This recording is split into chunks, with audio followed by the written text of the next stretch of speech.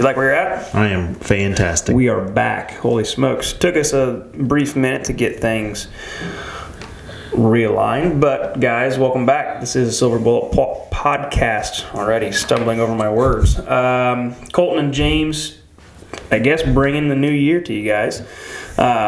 So far, and I kind of made a joke to James before we started this, or a couple of days ago, is like, probably the only people that are going to be listening to this are the people that are still going. Usually they joke about 2 weeks into the new year is when it's almost soul-crushing to finish a new habit that you've started. So if you're still listening to this, bravo. Yeah, good for you guys. It's like 76%, I think, of individuals will fall off within 14 to 17 days. Yeah, and like 89% of all statistics are made up, but that one's pretty accurate if I had to guess. Precision nutrition. So that's John Berardi, I believe. He can own up to that. Yeah, he can own up to that one for sure. So obviously there are plenty of things that we would love to dive into the new year with.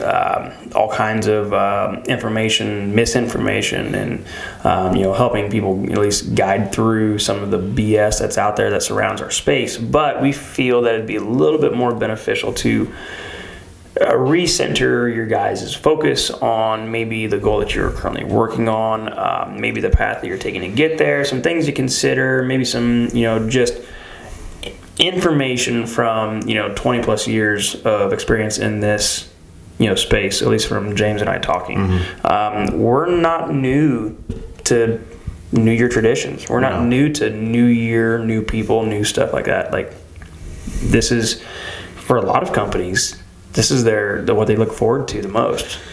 Yeah, it's just there's so much.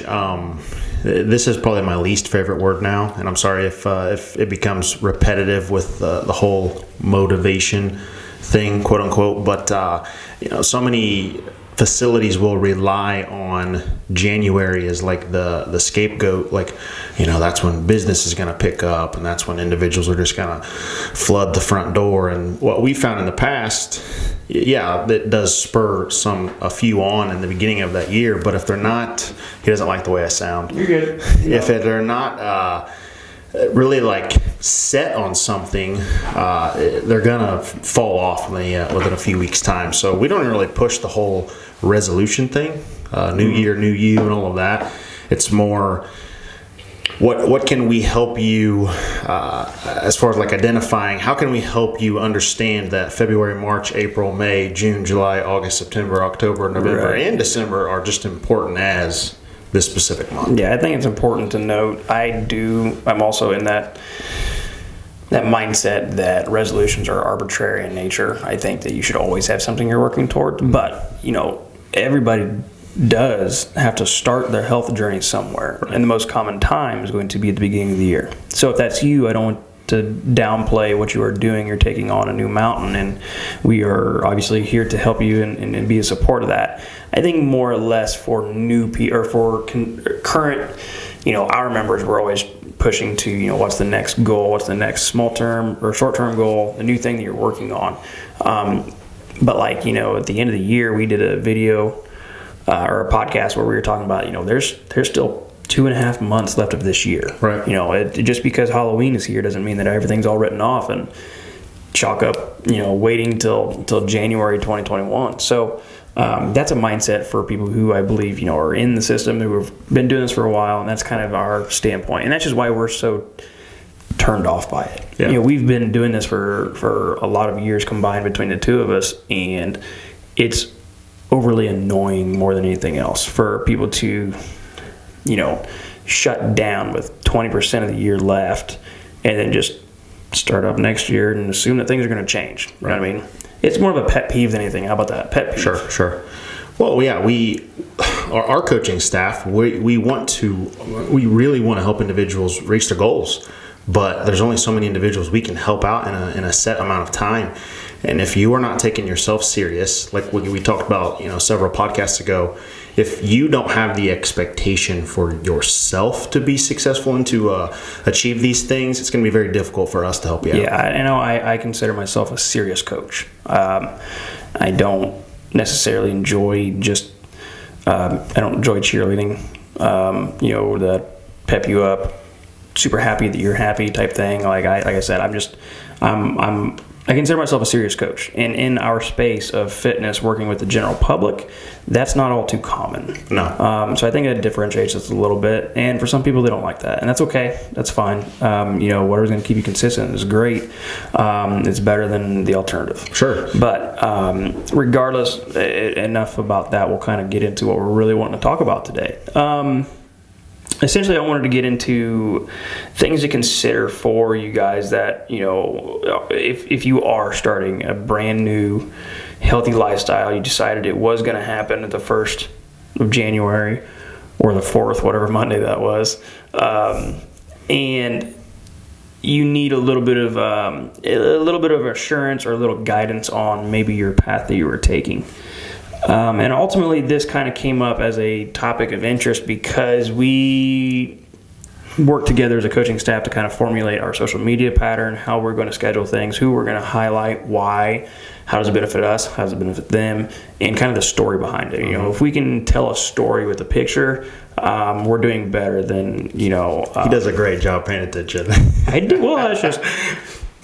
I am employed by this company, and I wish to keep my job, so keep providing as much as I can. So, with one of the posts that we posted the other day, one of the very first reactions I got out of it was that somebody made a comment that it was a picture of an in-body scan, and the in-body scan had 2 previous dates on it of where they had scanned prior, and the one scan was like August of 2019, and the most recent scan was January 11th of 2021.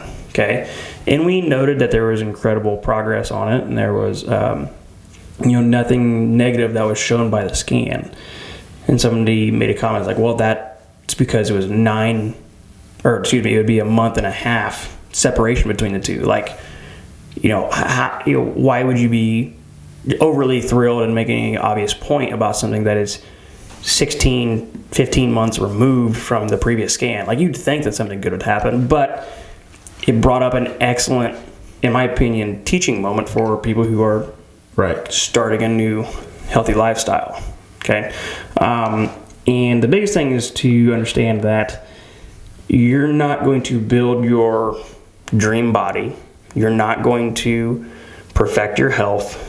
You're not going to move with utmost confidence in 30 days. No. It's not going to be, more than likely, it's not going to be 60 days. It's probably not even going to be 3 months. It is a process. And I think that is something that we really have to reinforce on the front end of things when, in talking with new people, and that's another reason why I wanted you to kind of chime in on your thoughts on this, because you get to interact with the general public as they come into our facility and they inquire about memberships and they talk about, well, how can we help and all that fun stuff. That is something that people need to hear. No, for sure. The more and more that I've done this, been able to sit with newer prospects. Number one, we want to make sure the individual is going to be the right fit for our facility. Like Colton mentioned earlier, I'm ecstatic if anyone wants to work on their health and pursue fitness and exercise, to do it anywhere. We may not be the perfect fit for you, but speaking on our process, one of the things that I want to really unravel with an individual is, you have all of this this motivation right now, and these specific things you want to work on, and you're excited about it. You're pumped. You're ready to get going. But what about when you have a rough weekend or the unforeseen happens? What's your plan? Yeah. And I kind of put them on the spot, and they're like, what do you mean? It would be, I would not be helping you out at all if I don't paint this picture of I don't prepare reality. There's going to be tough weeks, tough months, whatever. What are you going to do about it? You know. And as much as you guys, many of you that are probably listening to this that have been doing this for a while, you clearly understand exactly what we're talking about. There are, new people that come in and they just assume that, I'm going to start this, it's going to be hunky-dory, and I'm going to start looking like that chick on Instagram that I really like to follow if I do her workouts and I eat her stuff that she tells everybody to eat. It's just, it doesn't work that way, and we don't put that up front to depress people. We better prepare people, because then if you have preparation, you can have a game plan set aside for plan A, plan B, plan C, and so on and so forth. You can have as many contingency plans as you really need. Right. And it's smart if you have those things, okay? But the thing about the scan that we posted, with it being such a long time removed, there was part of the post that we decided we were going to make put some emphasis on. And it was that for this specific person, coming in initially, there was obvious talk about, improper nutrition, maybe not managing stress very well, injuries. I think he was recovering from a surgery at the time. Like, there were a lot of things stacked up against him and his health, right? And we obviously knew that there needed to be changes, but it was not going to be done, the next day, next week, whatever. They're just things that he's got to work on. And then you get to, last week when we took the scan, we're like, man, 15 months or however many months it was removed from his very first one that he ever did, there was significant progress. Right. He lost a lot of overall weight. He lost a ton of body fat. And I think he put on like 4 or 5, maybe even more, I can't remember off the top of my head, pounds of lean mass. Like, all good things that you want to see happen from a body composition standpoint, especially for him, his age, his stature, what he does for a living, all that fun stuff. But the biggest point that I was telling people, especially the ones that pointed out that, like, well, that's such a far removed scan, like, how can you compare those 2 points? Well, within that amount of time, there were enough good days to outweigh the bad days, enough so that it led him to the result. And that is a very crucial thing that I talk about to a lot of my nutrition clients or a lot of my PT clients. Your good days have to outweigh the bad, otherwise there is no progress. Right? And we are so naive to think it's that simple, folks. It really is. There is, but the problem is that we are naive enough to think that if I'm good through the week, that I can do whatever I want on the weekends and still see progress. The question is, do your good days outweigh your bad days? Right. Because usually they do not. The bad days clearly outweighs 3 good days in a row. Okay. And it gets harder as you age, and this is to fall into all categories, but I'm more specifically talking about nutrition. This is an important thing to know, okay? If you are setting yourself up for a new goal, a new lifestyle, a new challenge, whatever it is, you are going to have more good days than you're going to have bad days. It's not going to say you can't have a bad day. Your good days have to outweigh your bad days. Right. Yeah. So that was one of the biggest points that, when we were kind of putting together the social media post, we're like, this is a crucial thing for new people to understand. And not even new people, maybe it's just people who have been doing it for a year. They need another way to look at things. Didn't quite make their goal that they were looking at in 2020. Blame whatever you want on it, but 2020 is over. What are you going to do this year? Yeah. So now, with this understanding, okay, I got to have more good days than bad days. How am I going to make sure that my good days outweigh my bad days? For some people, that's having 21 good days in a row. Right. Well, and identifying what good is. Like, that doesn't mean we're not feeling good. We're talking about, like, how do I correlate, like, specific decisions that can help me reach this particular goal? There's no real way to quantify any data to say that you need this many good days to outweigh your bad days. Right. But all of us know you can make up a statistic. Yeah, I can make up a statistic for sure. All of us understand what a bad day is. Yeah. Right? All of us understand a bad day. A bad day is getting poor sleep, waking up very exhausted, angry, eating poor, nutrient-less food, living in high inflammation for a day, drinking excess in alcohol, going to sleep late. Like, that is a poor day. Doesn't matter if you have fun or not. Right. You could have fun and it still be a bad day. Everybody knows what I'm talking about. So that's a bad day.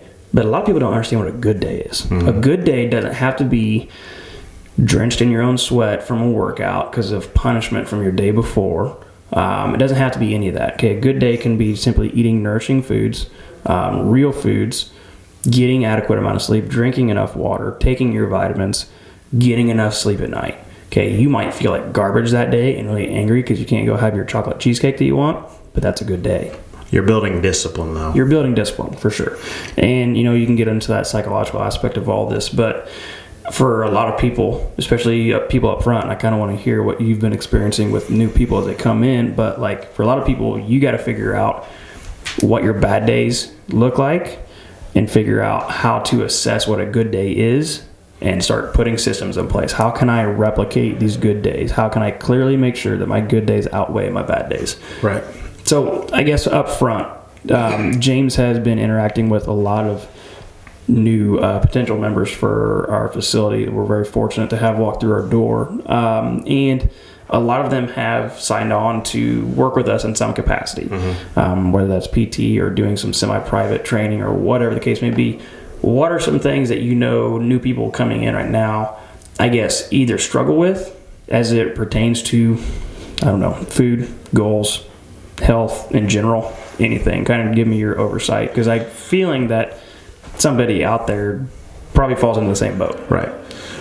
Usually individuals coming in when they're new, there's one of three things that they really want to work on. They either want to change the body composition, they want to look different, they want to feel better, so reducing inflammation, not being in a bunch of pain, whatever, or they're just here because they just know that it's something they need to do and they want to focus more on the health aspect of it. They're now looking for more of a preventative type model.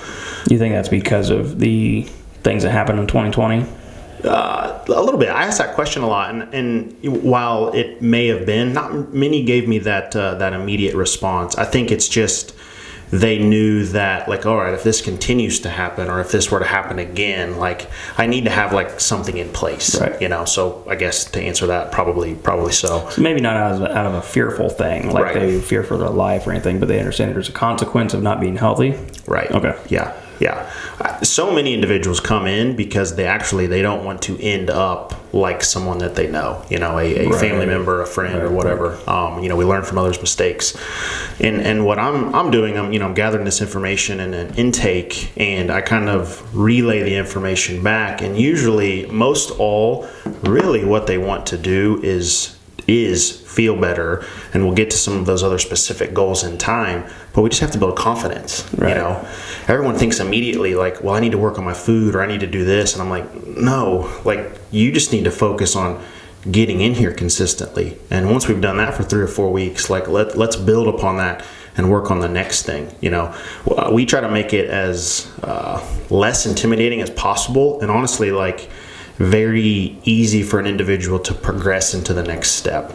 I like to use the analogy of the digestive system whenever you're talking to new people, especially as they're going into health and fitness, getting a gym membership, whatever. You can overload your digestive system. Okay, the first part of your digestive system is chewing. Okay, guess what happens if you don't chew your food? Okay, everything in your digestive system goes to crap, and a lot of serious potential health consequences can occur. Your body requires you to chew your food. Okay, unless obviously it's broken down, but neither here nor there. If you are taking on this new lifestyle, you need to make things quote unquote digestible. Okay, you need to chew on things rather than just wolf them down and expect everything to be hunky dory. It's not going to work. Okay, the best thing you can do is the next best thing. If you have signed up to do if the gym you signed up for is a open facility access only gym, okay, make a commitment to yourself. I'm going to be there 4 days a week, 10 days a week, or 5 days a week, whatever. Sorry. That is a first step. Don't focus on anything else. Get there 4 days a week. Find a way to do that 4 days a week. After you've done that for a while and now that is consistent, what's the next best thing? Right. I'm going to make sure that I consume a nourishing meal immediately after my workouts. So now I'm 4 days a week is just second nature. Now I'm focusing on, getting that nourishing meal immediately after, whatever the case may be. Next best thing, maybe I can start working on my sleep. Now it's, it builds upon each other. But as soon as you're like, okay, starting January 4th, I have to go to bed at this time. I have to drink this many gallons of water. I have to go do my workout from here to here. I have to rest. I have to do this. I have to make and prep this food. I can guarantee you won't. You're not going to be successful. It's so overwhelming. Right. If you try to take huge chunks of information and apply it to a life that isn't essentially used to it right now. Well, and just like an individual, we can do a lot of work but we're not really making any progress. Yeah. We want to make sure individuals are making progress. Like I challenge myself. I know I challenge you guys. Like if we're going to do something, let's just be all in on it. Let's make sure we're getting somewhere with it. Let's work while we're working, and make sense of what's going on. So yeah, just focusing on one specific thing. Let's master this, whatever this is, and then focus on the next. Yeah, next and piece. at least I use master kind of loosely because you have to be competent with it. Okay, you have to build a little understanding of it, a little appreciation of it, and then everything sticks very easily. And the other thing to think about it is that I think if you do things like that, one, you're not setting the bar up so high that it's unmanageable, or I don't want to say unaccomplishable, because you can do it probably a couple days, maybe a week, maybe you even get it 2 weeks. Right. But if you provide so much stress to the body, it's going to send signals and it's going to tell you to stop. Okay. But at least it's not so lofty of a goal that it deflates you the first time you don't get it. Right. Okay. Small victories, we use that term quite a bit. What's your win? What's a small victory, right? Showing up is a small victory. Right. If that is the hardest thing for you, if you can figure out a way to show up, even if you show up and just lay on the floor and stretch, you know what? That's a victory. Because you could be doing something else. You could still be sleeping. You could be doing whatever. You've built a discipline on that day. You won. Okay?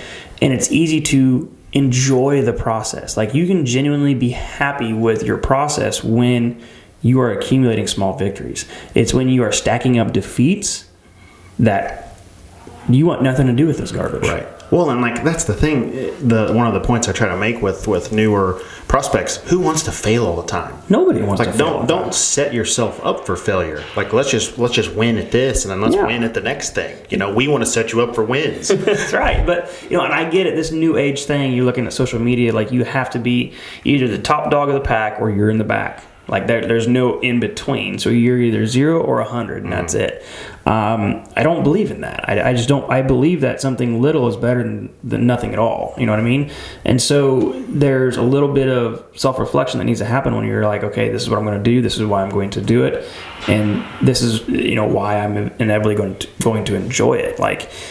Not enough people talk about the process of being joyful during the time. Like, and it sounds kind of cliche because maybe if my goal, let's say my goal is to have a 1,200 pound total by the end of the year as far as bench, squat, deadlift. Like, impressive, very impressive. But my back squat's gonna have to go up by 200 pounds by the end of the week. Like, who's going to enjoy that process? The person who understands that goal is worth the process. Sure. If you set the goal way too lofty, you're not going to enjoy the process. If you don't enjoy it, you're not going to want to do it on those days that are going to come up, like we talked about very first and foremost, where you don't have everything going for you. Schedule got thrown off. You forgot your shoes at home. Work was terrible. You about killed somebody because you were angry. You got hungry at the middle of the day. Like, just different things of the days that just aren't going to work. If you have and you enjoy the process and you've set yourself up with accumulating small wins, like, it's no brainer. You're going to go because you enjoy going. It's better when you go than it is when you don't. Right.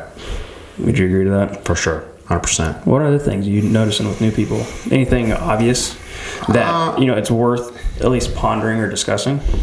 This is just because of not necessarily time of year, it's just because of what we've all been through in 2020. But a lot of individuals, and it's all the time, but so many fear making a commitment because they are actually afraid to fail. They failed in the past and they don't want to fail. So they're not willing to take the risk or the gamble on themselves because what if this doesn't work and I waste money? Well, it goes back to nobody wants to fail, right? Anyways, you can keep going if you want to keep going. It's just we all, number one, it's okay to fail. You have to challenge yourself, but you have to also believe in yourself. And I think so many, they just don't think they're worth it. Let's go back to the confidence thing. Yeah. You are worth it. Your goals are worth it, but you have to take the action. We can't do it for you. Yeah, I think the biggest thing for people who have had failed attempts in the past, especially with health, whether it's nutrition, exercise, just a little bit of discipline in that area.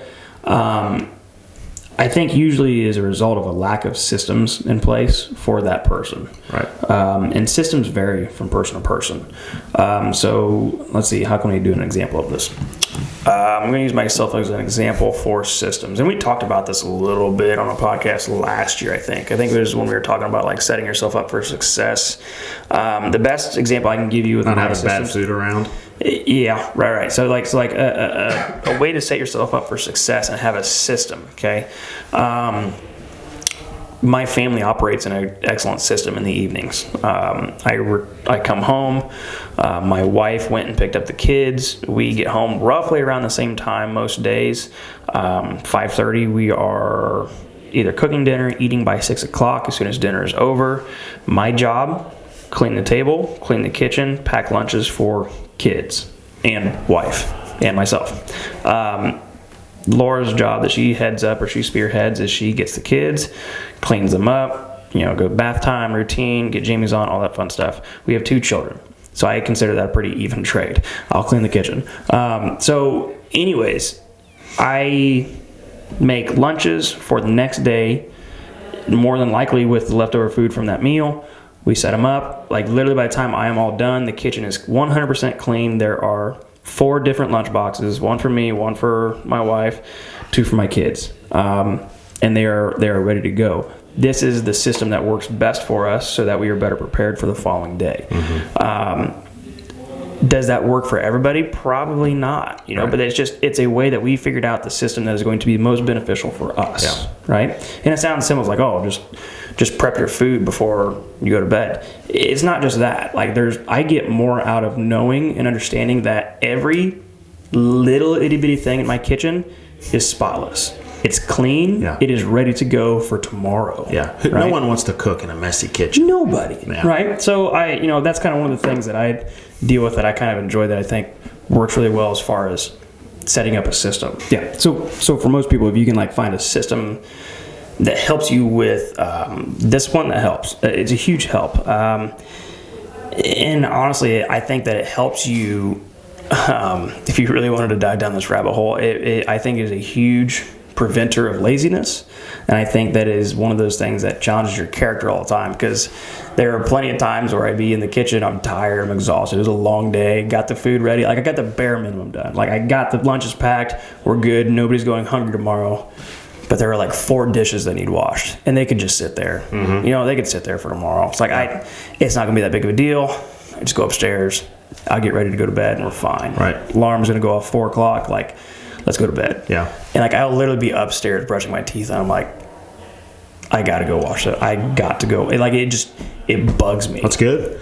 It's one of those things that I think has happened as a consequence of just doing it so many times. Right. And you can get there For sure. to the point where you're like, I don't want to go to the gym. My legs kill me. My head hurts. This is not good. I don't want to do it. But I gotta go do it. I gotta go do it. For new and veteran, anyone continuing to pursue this, and this doesn't just apply to fitness, education, whatever, but 2 words that will definitely derail and mislead you: motivation, procrastination. Yeah.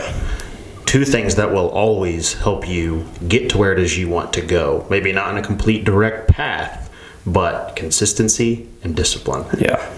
And we've obviously broke down those words before last year, because that seemed to be the biggest missing link for a lot of people when COVID came and it threw off everything. Like there was no scheduling for anybody. There was no routine. That's what I was looking for. There's no routine for anybody. There was no structure. Okay, which threw off your ability to stay disciplined and confident in what you were doing, that it was taking you to the goal that you originally set.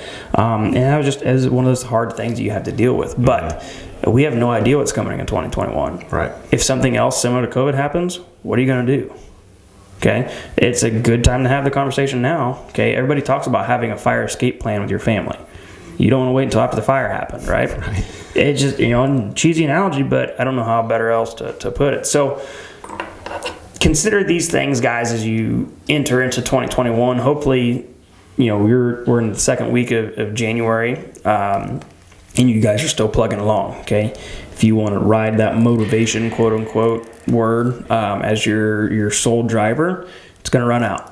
it's going to run out fast. Okay, it might stay lit for little while for people, but more than likely, it's going to burn out. You got to know what you're going to rely on next. Yep. I think that's one of the bigger pieces of advice that was going to be that kind of trumped our what we're going to talk about today. Like, I think people need to hear this for sure. So, coming up in the next couple weeks, guys, we are going to keep the bi-weekly podcast rolling. I mean, we got a bunch of cool stuff to really dive into and talk about. I already got Brandon scheduled again. He's going to come talk in February about detoxing, okay? Specifically why I hate that word. And some other different things that might be beneficial. I know everybody likes when Brandon gets on here and kind of flexes his knowledge brain on us. And we're going to kind of talk about literally anything that we find useful for new members, current members, and anyone that is in this fitness space as it pertains to body fat loss. Yep. Okay. Body fat loss makes 90% of our business. Right. Okay. And it's not a coincidence. 80% of our public is overweight. I think that's an accurate number. Yeah, 75, 8%. You're close enough. I think that's an accurate number. I'll err toward being over. I do know that 80% of the youth generation is overweight. Okay? Yeah. So there's a reason why we need to get there. Okay? And it's not just body fat loss focusing on aesthetics. It's body fat loss focusing on health. We need some daggone leaders is what we need. Some leaders. That's for daggone sure. So stay tuned for new podcast episodes coming out. We're gonna make it, I guess technically we're in year 2. We haven't made our full year of podcasting, but we're in the next year, so we're going to keep them coming at you guys. Until next time, I'm Colton. James across from me. This is the Silver Bullet Podcast.